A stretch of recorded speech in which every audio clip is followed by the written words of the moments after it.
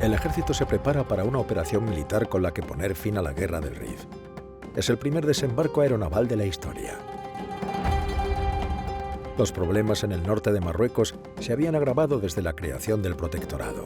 Los soldados españoles luchaban con heroísmo en un campo de batalla duro y enfrentados a un enemigo irreductible. Esta guerra estaba acarreando dramáticas consecuencias que afectaban a la clase política, a la sociedad española y a la unidad del ejército. En plena expansión imperialista, los intereses españoles no eran diferentes a los del resto de potencias europeas que trataban de administrar sus territorios. Pero episodios como los del Barranco del Lobo o Anual empañaban aquella presencia militar. Para muchos era el gobierno el que no ponía los medios necesarios para terminar con la rebelión. Tras más de 2 décadas de conflictos, el ejército pudo cumplir exitosamente la misión que se le había encomendado: pacificar Marruecos.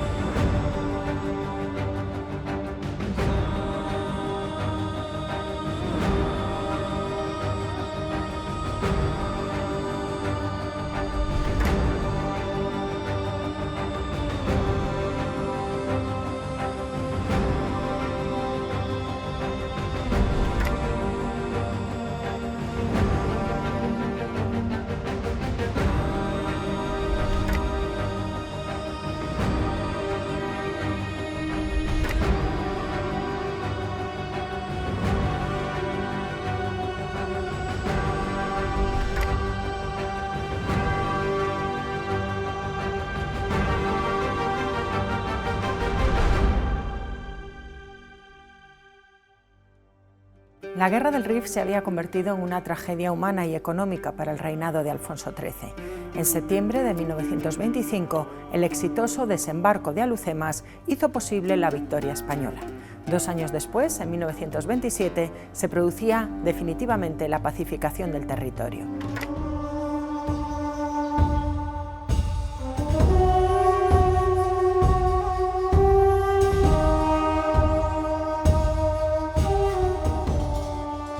Desde el final del reino visigodo a manos de los invasores musulmanes en el siglo VIII, los españoles pusieron sus ojos en lo que ocurría en el norte de África. Alfonso X, el Sabio, ya planificó una fallida gran campaña militar para terminar con la amenaza islámica sobre la península. Los reyes católicos y Felipe III expulsaron a los musulmanes de sus reinos al tiempo que defendían los presidios de Ceuta y Melilla en las costas del Rif como plazas adelantadas de los intereses de España en el actual Marruecos. Melilla había sido conquistada por los españoles en 1497.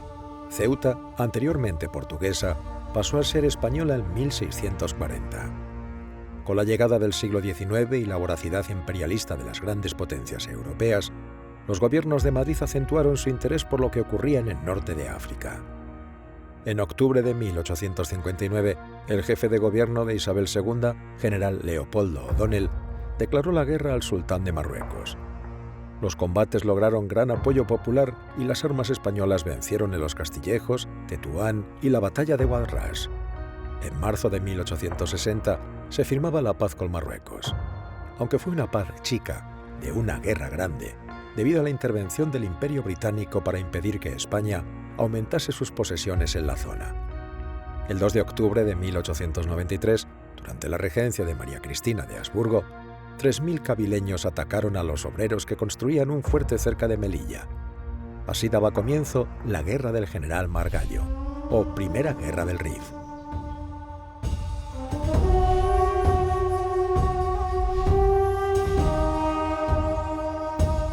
Apenas 6 meses después del inicio de las hostilidades, se firmaba una nueva paz gracias a la mediación del jefe de las fuerzas españolas, Arsenio Martínez Campos, nuevo responsable militar. En estos tiempos reinaba sobre los territorios rifeños Moulay Abd el-Aziz, de 14 años. Marruecos se encontraba dividido en 2 zonas, Blad al-Siba, franja donde el sultán no era reconocido, y Blad al-Mabjen, superficie en las que las cabilas estaban sometidas al poder del joven rey. En 1902, España y Francia firmaron un acuerdo por el que se repartía el Marruecos en dos zonas de influencia. Este acuerdo se revalidó en 1904, aunque España salía perjudicada debido a los intereses imperialistas que se disputaban en Europa. En los primeros meses de 1906 se celebró en Algeciras una conferencia internacional con la que se pretendía resolver las diferencias entre España, Francia, Marruecos y otras naciones implicadas. Marruecos es lo que hoy llamaríamos, era lo que hoy llamaríamos un Estado fallido por diversas circunstancias, por la presión de Francia, por la ayuda que había prestado Marruecos a Argelia en contra de Francia, por las propias consecuencias de esa guerra de África y porque el sultán no conseguía imponer su autoridad en todo su territorio, especialmente en lo que nos va a tocar a nosotros, que es el Rif. El país magrebí mantenía su independencia formal bajo tutela francesa, aunque España consiguió su zona de influencia en el norte, desde la costa norte del Mediterráneo, del Arache hasta Cabo de Gata, con los territorios de Djebala y el Rif. Francia siempre había sido un mal vecino. De hecho, cuando se establece el protectorado, nos obliga a corregir la frontera y quedarse una parte del territorio, digamos, para el Marruecos francés, que era inmensamente más grande, inmensamente más rico que el protectorado español, que era el Rif y la Djebala, que eran unos territorios bastante pobres y económicamente poco interesantes. En 1909 estalló la Segunda Guerra del Rif, a causa de una agresión rifeña a los trabajadores españoles de las minas de hierro en torno a Melilla. Esta guerra quedará en la memoria de los españoles por el desastre del Barranco del Lobo. El 27 de julio de 1909, una columna dirigida por el general Pintos terminaba masacrada en las estribaciones del Monte Gurugú.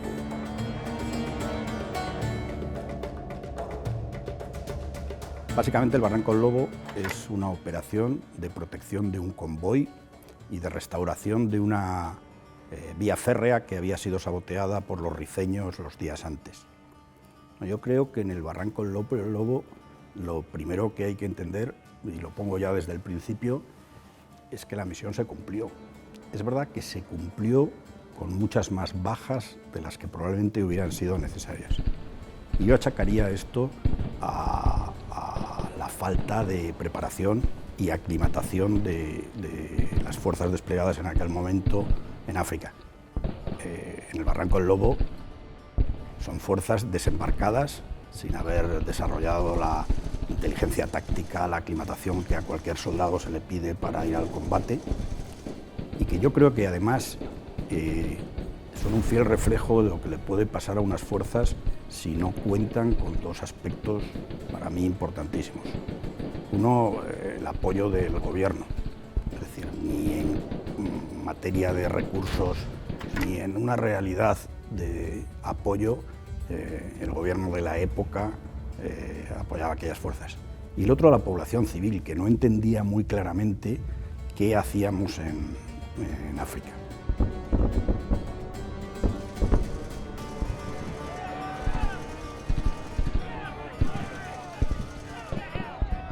Murieron más de 200 militares, 17 oficiales, entre ellos el propio general, y cerca de 200 soldados. El Barranco del Lobo es evidentemente una noticia trágica, es evidentemente una jornada durísima, pero también es probablemente el detonante de una transformación que a lo largo del tiempo nos llevaría a vencer ante un enemigo complejo y no siempre bien entendido desde la población española. Después del Barranco del Lobo, el gobierno se da cuenta que hay realmente un enemigo y llega a desplegar casi 30.000 efectivos a continuación. Pero claro, es que las guerras en este tipo de terrenos abruptos, con una población hostil, son complicadas, son largas. Las repercusiones del desastre fueron enormes. En la península, el reclutamiento de reservistas ordenado por Maura desencadenó la Semana Trágica en Barcelona. La huelga general convocada por los sindicatos convirtió la capital catalana, en julio de 1909, en escenario de altercados y violencias. Los saqueos y explosiones obligaron al ejército a intervenir. La situación evidenciaba la falta de apoyo que tenía la guerra por parte de las clases populares. Estamos hablando de, primero, de soldados de recluta que salen de sus casas para irse a un África que la gente no sabe lo que es y no lo entiende. Habrá que pensar qué podría pensar una madre en Teruel, en la que seguramente tendría que sustentarse en el trabajo de sus hijos, que ellos se iban a combatir en un África para ellos totalmente lejano. Sin embargo, a pesar de estos sucesos, el gobierno desplazó al protectorado gran número de tropas que terminó por dar la victoria a España.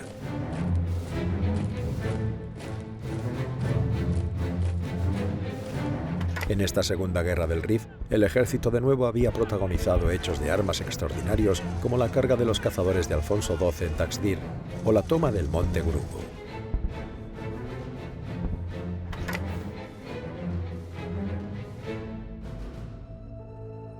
Sin embargo, la campaña de 1909 fue una empresa desafortunada que costó 3.000 bajas para ocupar solo 300 kilómetros de territorio.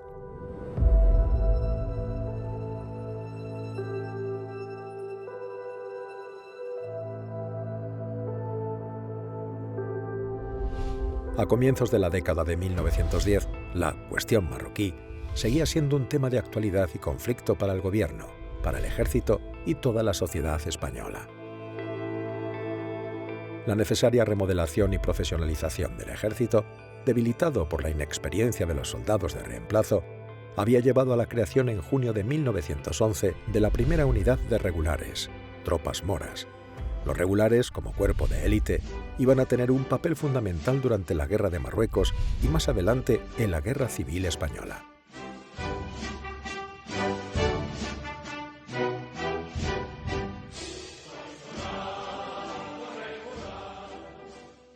Pero a los pocos meses de tranquilidad estalló un nuevo conflicto en Melilla. El 11 de mayo, el jefecillo rifeño, el Micián, predicó la yihad, la Guerra Santa, contra los españoles en el Rif Oriental y cruzó el río Kert con la ayuda de las tribus de los Beni Said.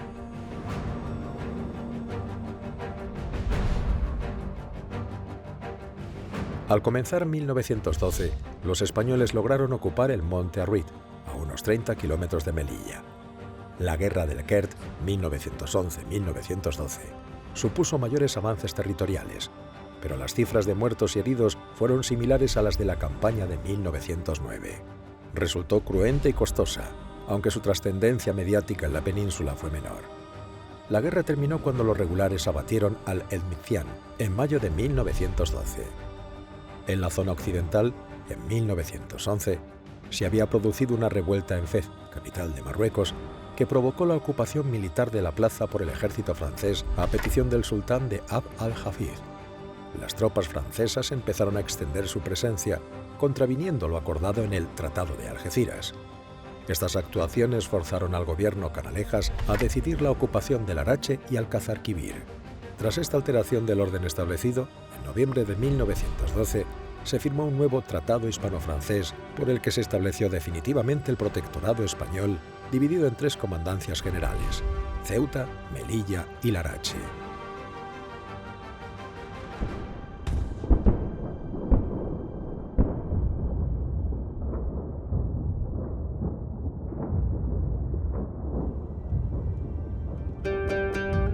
En la zona existía su propio sultanato, pero el modelo colonial permitía establecer un sistema en el que la organización de la defensa y política exterior dependía de la autoridad española. En adelante sería el Alto Comisariado de España en Marruecos, el encargado de administrar el Sultanato de Marruecos.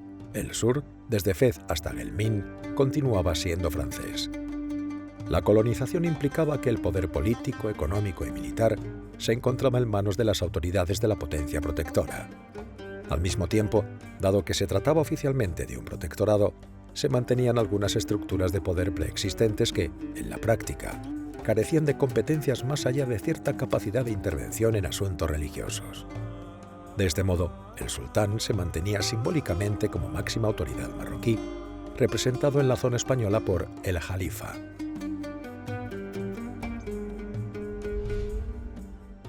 El 1 de julio de 1911, el buque de guerra alemán Panther atraca en Agadir con la excusa de proteger a los súbditos alemanes en Marruecos. En esta acción de Guillermo II, en pleno periodo de paz armada, provocó la cesión de Francia a Alemania de parte de sus posesiones en el Congo, África Ecuatorial Francesa, y la obligada renuncia de España a 70.000 kilómetros en Marruecos a favor de Francia. En febrero de 1913, las tropas españolas entraban en Tetuán. España apostaba por la penetración pacífica en su zona en una actuación sustentada por las momentáneas buenas relaciones con el Raisuni, señor de la Yebala, una región norteña que se extiende desde Tánger hasta el este. Tánger no era ni protectorado español ni marroquí, era una zona internacional administrada por varias potencias y por donde entraba la mayor parte del contrabando. De ahí la importancia de impermeabilizar también esa zona.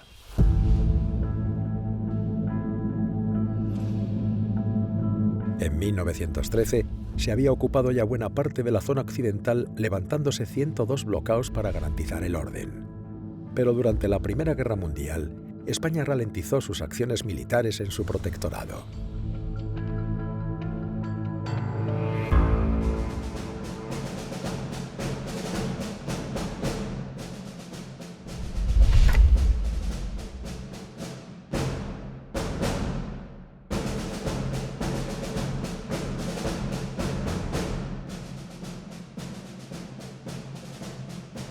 Los bloqueos eran pequeñas fortificaciones rudimentarias, esparcidas a lo largo del territorio, que trataban de proteger el terreno de incursiones rifeñas.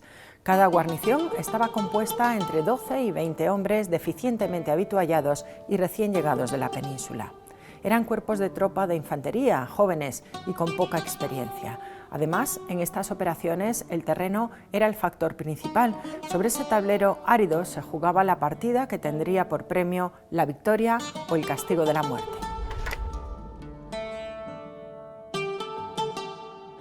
En un territorio de carácter montañoso, estos fortines se situaban en puntos elevados, pero al estar desprovistos de agua, debían abastecerse mediante recuas de mulas, con el consiguiente riesgo de emboscada. En julio de 1915 pasaba a hacerse cargo de la alta comisaría el general Francisco Gómez Jordana, con órdenes del ministro de Estado, conde de Romanones, de actuar sin usar la violencia. Son los años en los que se empieza la construcción de un nuevo ejército colonial con la recluta de indígenas para las mejallas, regulares, policía indígena y arcas auxiliares, y así disminuir el envío de soldados de quinta. En la zona occidental, la presencia española progresa gracias a la colaboración de el Raisuni, una vez que el general Fernández Silvestre deja Marruecos al ser nombrado ayudante de Alfonso XIII. La tranquilidad en zona tetuaní era frágil. En la zona oriental, la kabila de los Beni Urriaguel estaba en pie de guerra. Gómez Jordana fue el primero que sostuvo que un desembarco en Alhucemas, corazón de la revuelta en el Rif y del territorio de la tribu de los Beni Urriaguel, liderados por Abd el-Krim, era la forma de acabar con las insurrecciones y de conectar por tierra las dos zonas del protectorado. Elaboró un primer plan de desembarco, pero el gobierno desestimó la propuesta de Gómez Jordana y ordenó la repatriación de tropas. En 1918, coincidiendo con el final de la Primera Guerra Mundial, fallecía Gómez Jordana. Sus consejos para pacificar el Rif no se habían tomado en consideración. Le sustituyó en la alta comisaría Dámaso Berenguer, que decidió continuar con la penetración de las tropas españolas. Esta resolución provocó la ruptura de las relaciones con el Raisuni, hasta entonces aliado. Pero las arcas yebalíes fueron finalmente derrotadas en el combate de Fondak, cerca de Tetuán. El Raisuni tuvo que refugiarse en su fortaleza de Tazarut.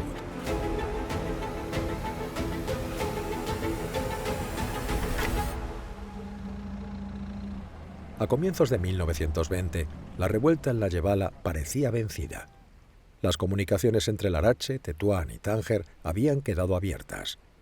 En octubre de 1920, el coronel Castro Girona lograba la sumisión de la ciudad santa de Sahagún.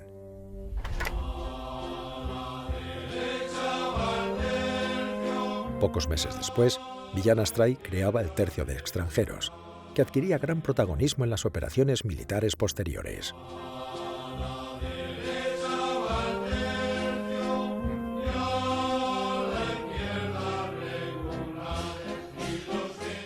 La Legión, que al principio es una unidad a la que no se tiene mucha confianza, porque era una unidad que acababa de nacer, además con soldados mercenarios que se reclutaban entre gente que teóricamente no iban allí por una soldada, rápidamente va a empezar a ocupar un papel importante como la unidad de choque, junto con los regulares más importantes del Ejército de África.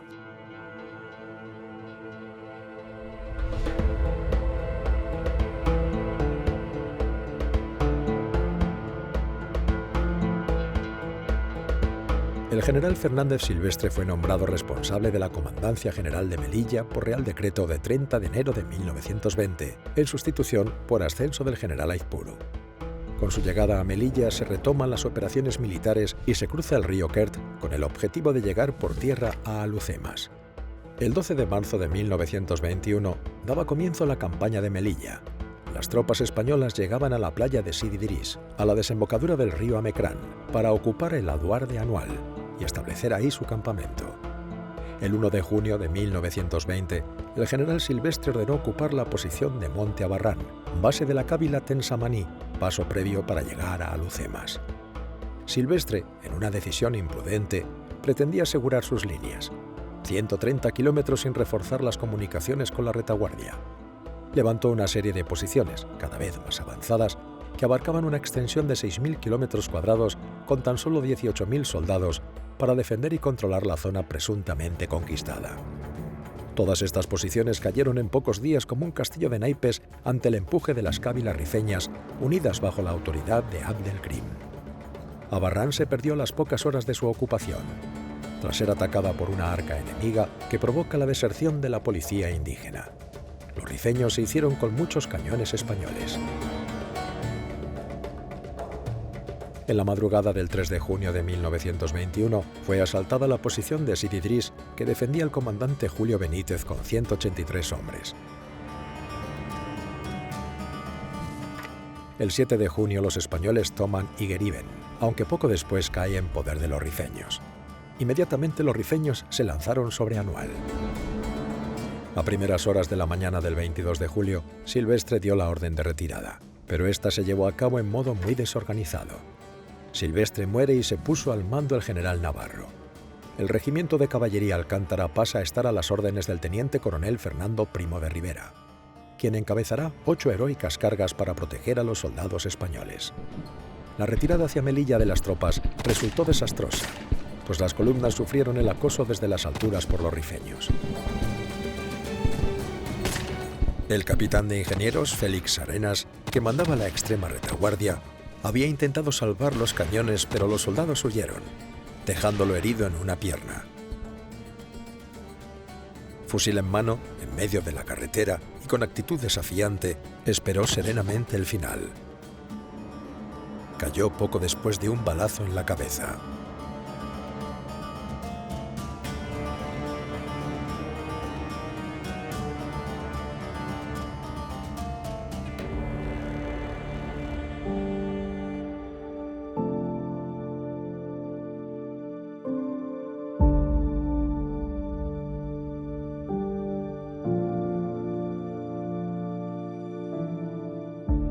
Con enormes bajas, bajo órdenes del general Navarro, la columna logró llegar al acuartelamiento de Monte Arruit. Era una posición difícil de defender, con escasez de agua, pero más cerca a Melilla. Esperaban refuerzos. Los soldados resistieron durante 2 semanas, pero al quedar sin munición no tuvieron otra posibilidad que la rendición.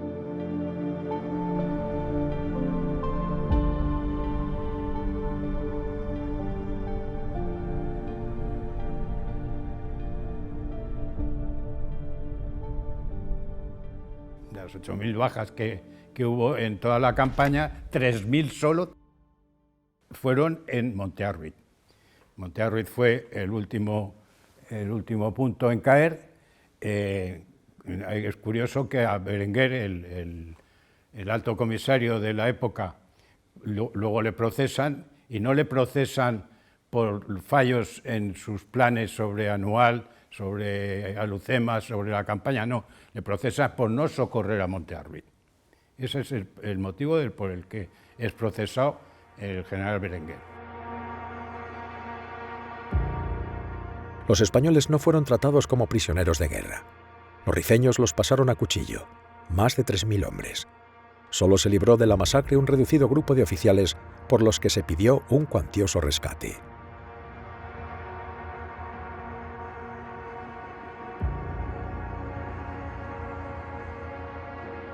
Lo ocurrido en Anual obligó a trasladar tropas desde la zona occidental a la oriental. Tras el desastre, Melilla quedó a merced de los rebeldes. La llegada de Millán Astray y Franco, con sus legionarios, evitó la caída de la ciudad española en manos de Abdelkrim. La salvación de Melilla permitió que el rey Suni no fuese totalmente derrotado cuando se encontraba casi vencido por los españoles.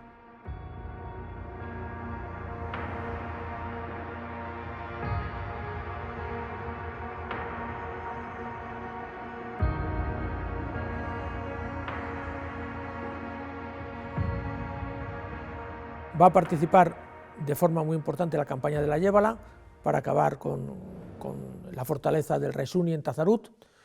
Cuando ya está a punto de caer Tazarut, se les lleva a Melilla porque hay que salvar Melilla. Entonces la legión, que ahí es donde va a saltar a la fama, hace la famosa marcha de los 101 kilómetros para llegar a Ceuta, embarcar y poder salvar Melilla después del desastre Anual. Y a partir de ese momento pues, va a estar prácticamente en todos los combates. Para los rifeños, la victoria de Anual dio paso a la proclamación de la República del Rif. Anual ensombreció los anteriores éxitos españoles en Marruecos, pero esta derrota fue una de las muchas que tuvieron las tropas europeas en el escenario colonial. A pesar de la tragedia, no fue un fracaso mayor ni peor que los sufridos por británicos, italianos y franceses. Pero, ¿cuál iba a ser la reacción española ante la magnitud de la tragedia? Al gobierno de Allende Salazar le reemplazó un gabinete de Antonio Maura, que intentó recuperar el territorio perdido. Se enviaron tropas y armamento, carros de combate Renault FT-17 y Schneider CA-1, así como gran cantidad de aviación y un portahidroaviones, el Dédalo, el primero de este tipo en España.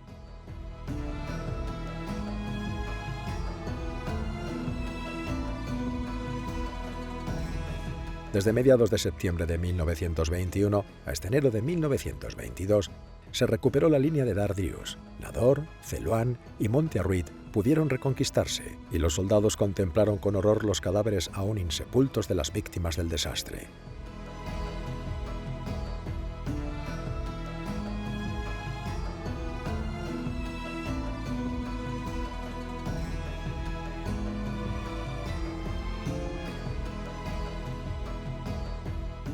Durante estas operaciones, Millán Astray fue de nuevo herido haciéndose cargo del mando del tercio el coronel Valenzuela, muerto en combate poco después en socorro de la posición de Ticiasa, al grito de «A mí los valientes, viva la legión».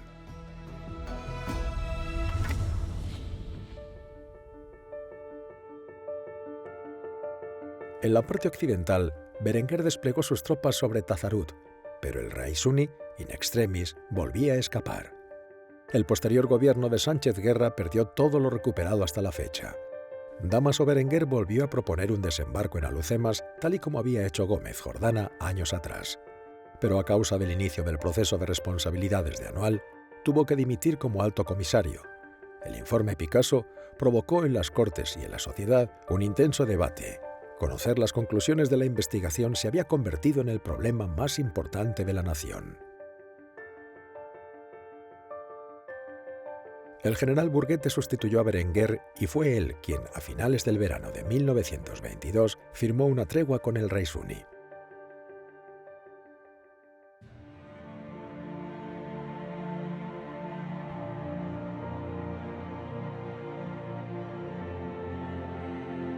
Para planificar el futuro de las operaciones en el protectorado, los días 4, 5 y 6 de febrero de 1922, se celebró en el Palacio de Pizarra, en Málaga, bajo la presencia del jefe del gobierno, Antonio Maura, una reunión de los máximos responsables de la marcha de la guerra. En esta reunión se volvió a planear la posibilidad de un desembarco en Alhucemas, pero, una vez más, la propuesta no prosperó. En julio de 1923 se formó una segunda comisión de responsabilidades, pero tampoco emitió dictamen. En septiembre se producía el golpe de Estado de Primo de Rivera. Se cerraban las Cortes y daban carpetazo al expediente.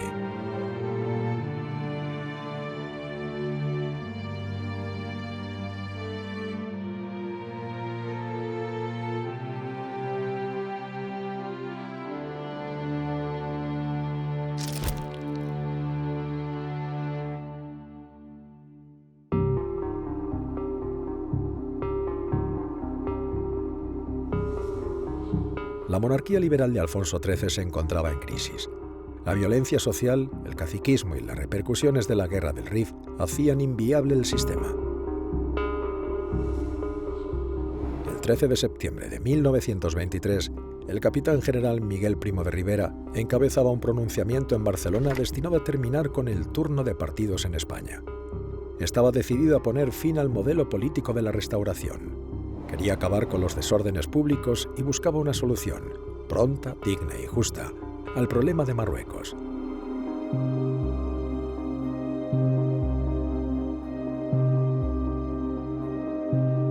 Tras el apoyo recibido por diferentes comandancias militares, parte de la clase política y del pueblo, Alfonso XIII le encomendó formar gobierno. Comenzaba una dictadura cuyo mayor logro fue terminar victoriosamente con el conflicto marroquí. Paradójicamente, el general Primo de Rivera era un conocido abandonista. Entendía que el gasto económico y de sangre que costaba el protectorado no compensaba. Miguel Primo de Rivera era un declarado abandonista que se había manifestado en contra de permanecer en Marruecos.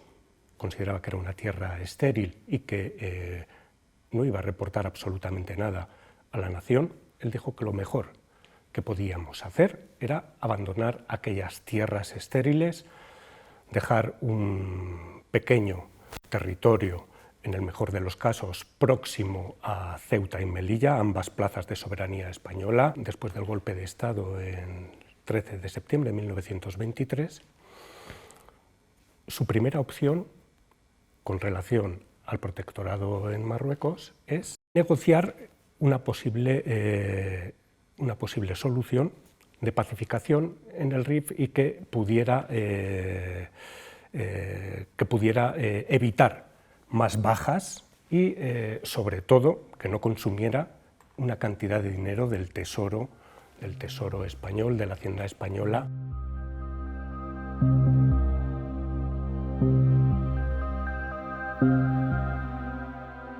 Primo de Rivera decidió hacerse personalmente cargo de las operaciones. Pensaba que había que ejecutar un repliegue sobre el territorio rifeño, estableciendo como límite Tetuán en el sector occidental y el río Kert en el oriental. Mientras tanto, en la zona occidental, estallaba una nueva revuelta, ahora liderada por Ahmed el Geriro, antiguo lugarteniente de El Raisuni, pasado al bando de Abd el-Krim. La primera decisión de Primo de Rivera fue la evacuación de una parte del territorio controlado por España en la zona occidental. Esta medida le llevó a enfrentarse con parte del ejército español, el sector de los africanistas, cuyo momento de máxima tensión fue el choque con Franco, entonces jefe de la Legión en Bentiev, en julio de 1924. Primo había decidido la evacuación de parte de los territorios ocupados de la zona occidental hacia la línea Estella, que impediría los ataques rebeldes, manteniendo las posiciones en la zona oriental. Los preparativos de la evacuación se llevarían a cabo durante el verano de 1924, y finalmente entre noviembre y diciembre se efectuó la evacuación de Sawain por los legionarios de Franco. El repliegue se llevó adelante, no así en la zona oriental, pero la zona occidental se hizo. En las proximidades de Tetuán se abandonaron muchísimas posiciones y no quedó nada más que Tetuán, Ceuta, Larache y Arcila y Alcázar-Quibir. Como consecuencia de la retirada de las tropas españolas, el Raisuni fue capturado en febrero de 1925 por Abd el-Krim, ahora su enemigo. Moriría en extrañas circunstancias pocas semanas después. Abd el-Krim se proclamó entonces sultán de Marruecos, aunque jamás fue reconocido por los jeques de la zona francesa. En la parte oriental no hubo enfrentamientos de importancia. Es en ese momento cuando Primo de Rivera empieza a plantear la posibilidad de un desembarco. El propósito era proteger la zona meridional española. A su modo de ver, Abdelkrim podría ofrecérsela a los alemanes e incluso a los franceses, en los que no confiaba. Por ese motivo, encargó a Francisco Gómez Jordana, hijo de Francisco Gómez Jordana, autor de la olvidada propuesta del desembarco de 1913, elaborar un nuevo plan de desembarco en Alhucemas.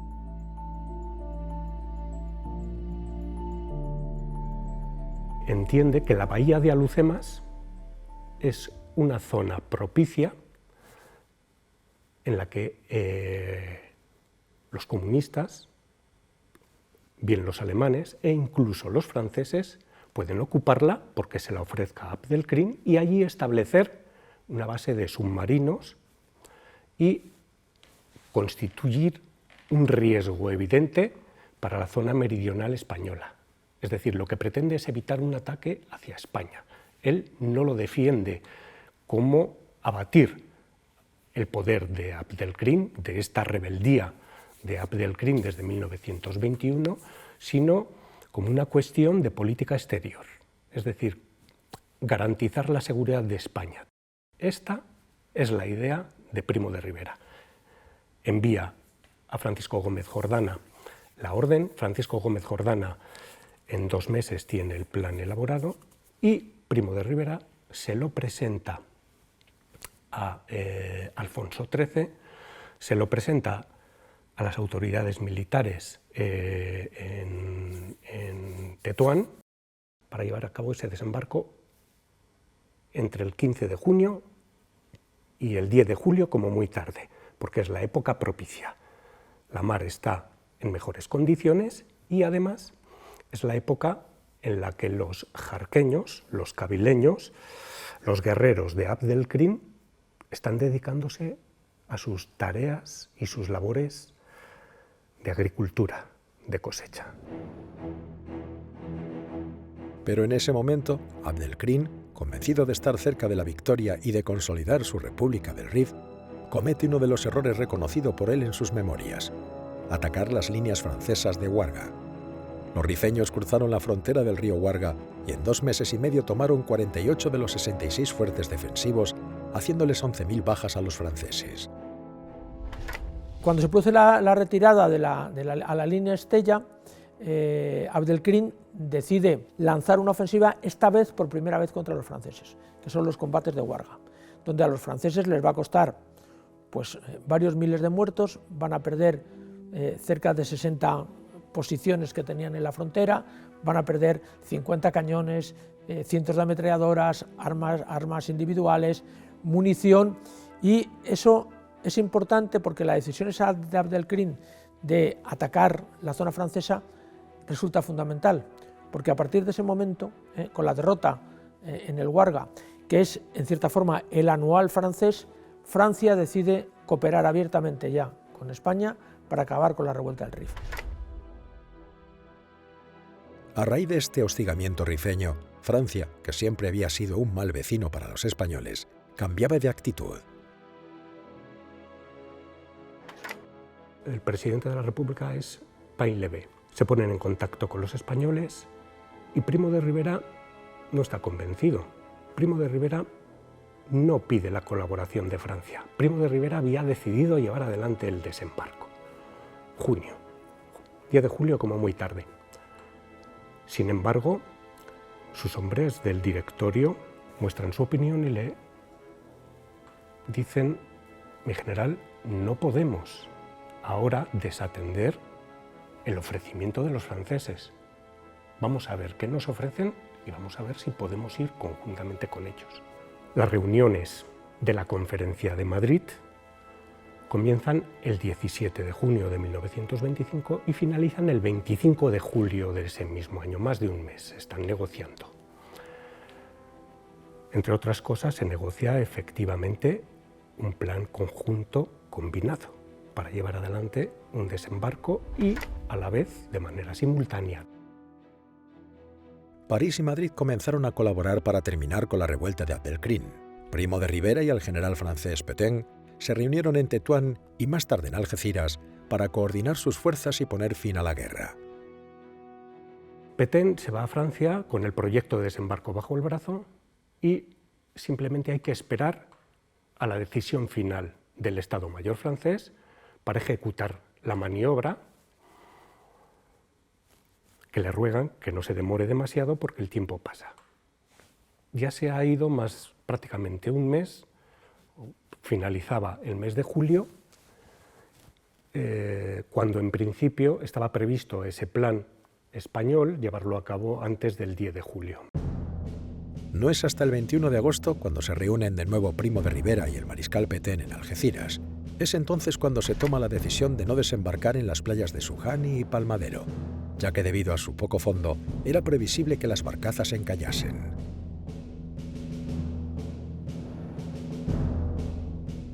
La aviación había constatado además mediante fotografías alambradas y nidos de ametralladoras rifeñas que impedirían la aproximación a los arenales. Había que modificar el emplazamiento del desembarco. Se haría hacia occidente, hacia el levante, en la Kabila de Bocoya. El objetivo era desembarcar en la playa de la Cebadilla. Los preparativos para el desembarco estaban en marcha. Miguel Primo de Rivera, quien inicialmente se había mostrado abandonista, iba a convertirse en el pacificador del Rif.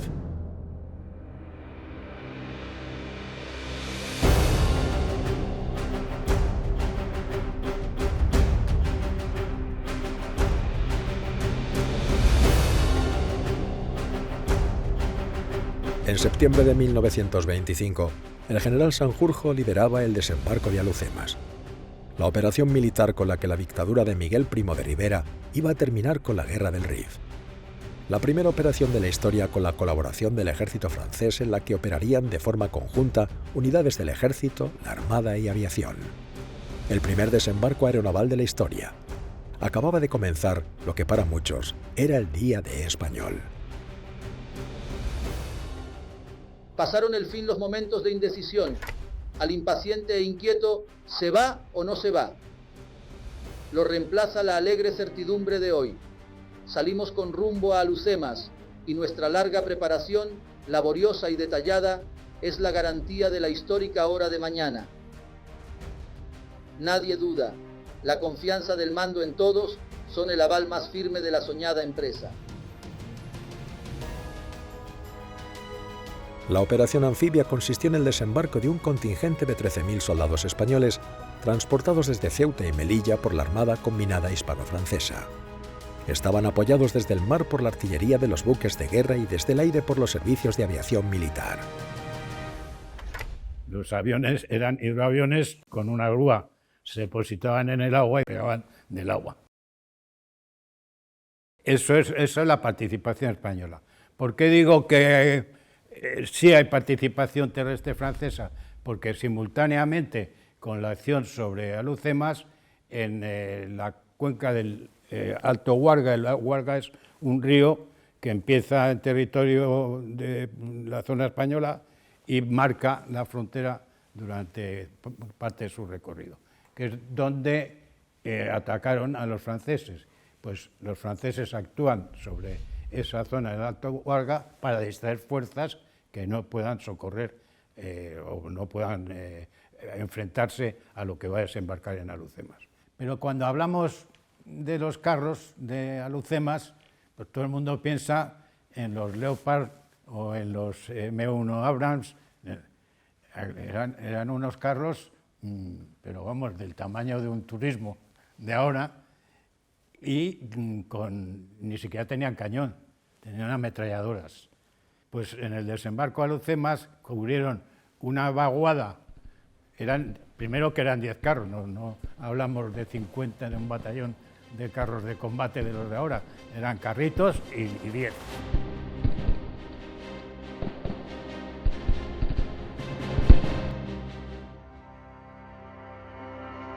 A las órdenes de Sanjurjo, jefe de la división de desembarco, se encontraban las columnas de los generales jefes de las brigadas de Ceuta y Melilla, Leopoldo Saro y Emilio Fernández Pérez.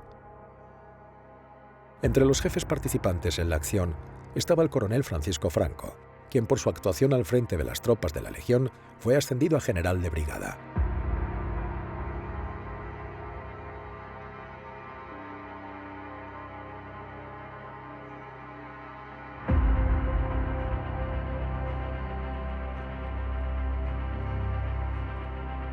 Entre el 28 de agosto y el 4 de septiembre empezaron a cargarse en Ceuta y Melilla los buques mercantes y las barcazas K de desembarco, 24 en Ceuta y 2 en Melilla.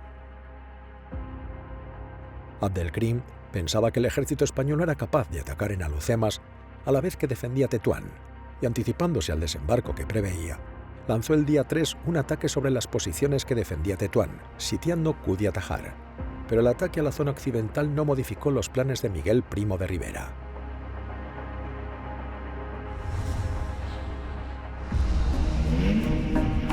El 5 de septiembre se efectúa en Ceuta y Melilla el embarque de las tropas, saliendo las de Ceuta al anochecer con dirección a la desembocadura del Lau, convoyadas por la División de las Fuerzas Navales del Norte de África.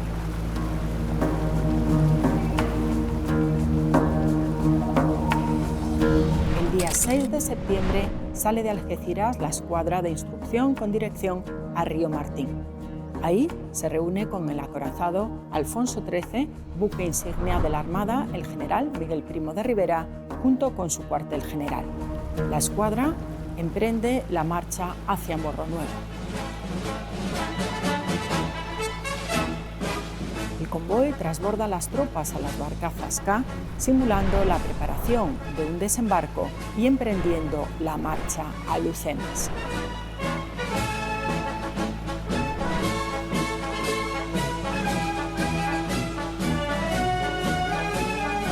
El convoy de la Brigada de Melilla sale del puerto escoltado por la escuadra francesa. Se sitúa frente a la playa de Sidi Idris, donde simula un desembarco.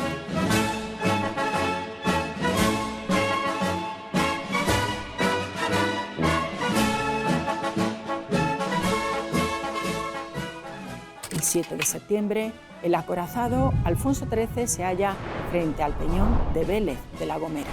Tras ellos, el convoy de la Brigada Saro. Se reúnen frente a la playa de la Cebadilla, punto designado para el desembarco. Primo de Rivera decide suspender la maniobra y ordena alejarse hacia la bahía de Alhucemas para no descubrir sus planes. El convoy se sitúa frente a la playa de Suani, lejos de los impactos de los proyectiles rifeños. Los buques de guerra baten los emplazamientos rifeños en Morro Nuevo, Morro Viejo y Adrar Setú. Durante la noche se ordena regresar frente a la playa de la Cebadilla porque el objetivo es estar listos al amanecer. El 8 de septiembre se establecen 2 líneas de barcas. La primera está al mando del coronel Franco, la segunda del coronel Martín. A las 11, la columna Franco inicia el avance. Primo de Rivera recorre en un torpedero las líneas de barcazas. Los buques bombardean las posiciones de Morro Nuevo y el monte Malmusi. La aviación coopera en el bombardeo. A las 12, las tropas bajan de las barcazas y, con el agua al cuello, avanzan hacia la playa. La corriente arrastra las barcazas hacia la cala de Ixdaí. A las 12:45, las tropas ocupan las alturas que dominan la playa. ¡Vamos, adelante! Y a las 2, las unidades de Franco se extienden hacia la izquierda y toman Morro Nuevo. Descubren un campo de minas en la playa de la Cebadilla, donde estaba previsto desembarcar en un principio. El desembarco está asegurado. Mientras, la escuadra francesa, situada en la bahía de Alhucemas, bate las piezas rifeñas emplazadas en La Rocosa, Malmusi y Morro Viejo. El primer día han desembarcado 10.000 hombres. El 9 de septiembre comienza a desembarcar la brigada de Fernández Pérez. Se activa la construcción de pequeños embarcaderos en las playas de la Cebadilla e Ixdaí. Primo de Rivera embarca en un destroyer rumbo a Río Martín junto con 2 banderas del tercio y un tabor de regulares de Melilla. El objetivo es liberar la posición asediada de Kudia Tajar, a pocos kilómetros de Tetuán. El día 10 de septiembre desembarca la Brigada Saro y el ejército francés inicia su ofensiva al mando del general Philippe Pétain. Recupera rápidamente posiciones perdidas en Ouargla y obliga a Abd el-Krim a dividir sus fuerzas. El 11 de septiembre, un temporal obliga a suspender las maniobras. El 13 de septiembre se levanta el asedio de Cudiatar. Fue un gran éxito del ejército español.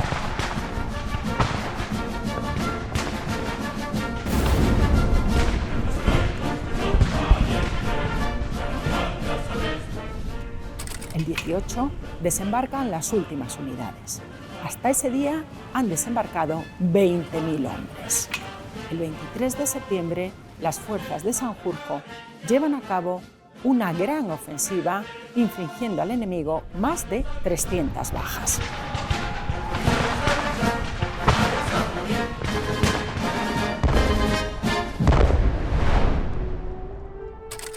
El 24 de septiembre, los ingenieros construyen un muelle en Cala del Quemado.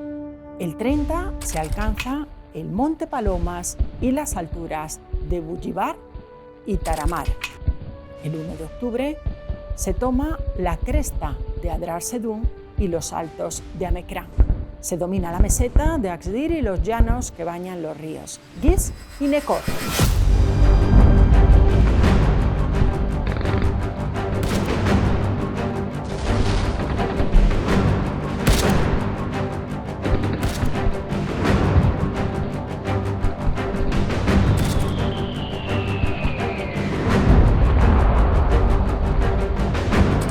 El 2 de octubre, la Jarca de Melilla se apodera de la Rocosa.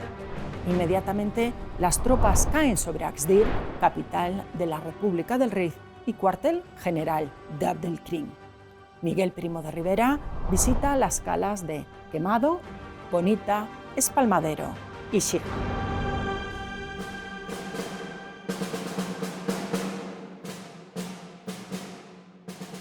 A las 12:20 horas, Primo de Rivera escribe un telegrama al vicepresidente del Directorio General Magaz.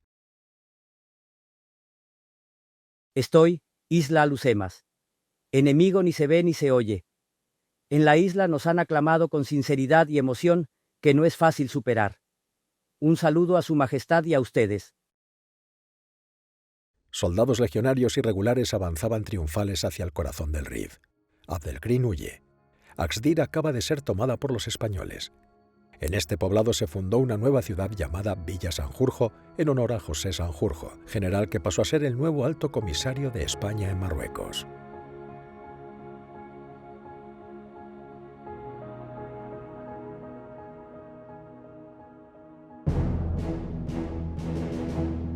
El desembarco de Alhucemas fue el golpe más certero contra la rebeldía. Era necesario llevar la guerra al campo de los que la encendían. Se hacía preciso quebrantar el prestigio de las huestes urriaglis y demostrar a las cabilas del norte marroquí cuál era la verdadera fortaleza del cabecilla rifeño, levantando el prestigio de nuestros soldados.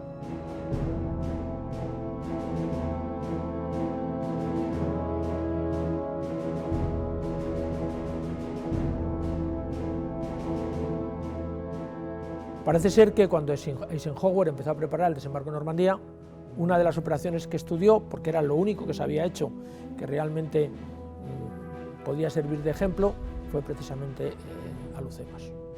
Bueno, no sé hasta qué punto esto será cierto, porque es verdad que había habido ya otros desembarcos antes de Normandía en la Segunda Guerra Mundial, pero siempre se ha dicho que una de las operaciones que estudió Eisenhower para el desembarco del día D fue Alhucemas.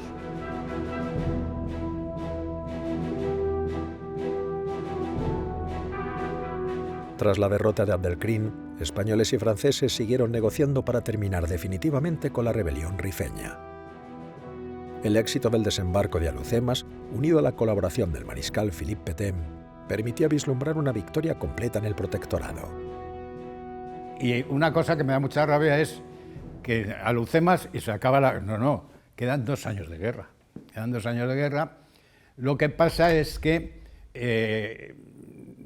la agresión de Abdelkrim a los franceses marca un antes y un después de la cooperación entre España y Francia, de la coordinación de las acciones de unos y de otros.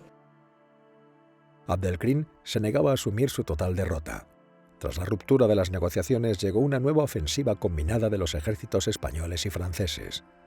Los rifeños fueron totalmente vencidos el 26 de mayo de 1926 y Abdelkrim se entregó a los franceses. Aquello significó el fin de la República del Rif. Exiliado en la isla francesa de Reunión, escapó a Egipto. Nunca regresó a Marruecos. La derrota de Abdelkrim supuso el término de la guerra para la Tercera República Francesa, pero no aún para España, puesto que todavía quedaban reductos en rebeldía. Pero el 8 de julio de 1927, tras la rendición de los últimos de los líderes rifeños, el general Sanjurjo daba un comunicado oficial en el que anunciaba el final de la guerra. 2 meses después, Alfonso XIII visitaba la zona.